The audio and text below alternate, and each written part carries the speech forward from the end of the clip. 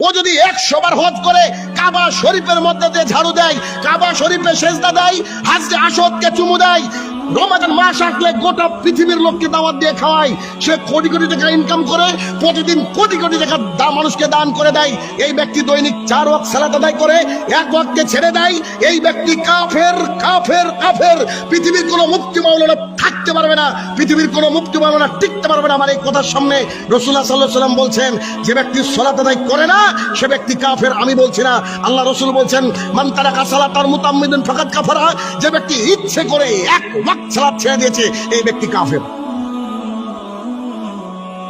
1 ওয়াক্ত সালাত ছেড়েছে মানে নগদ বহু কাফের আমার সামনে বসে আছেন আপনারা। আপনার যদি লজ্জা লাগে, আপনার যদি 5 মানুষের হয়, আপনার যদি লজ্জা নামক আল্লাহ সেলটাকে যদি দিয়ে থাকেন, আজকের পর থেকে আপনি সালাত আদায় করবেন কিয়ামত পর্যন্ত, করতেই হবে যে কোনো মূল্যে।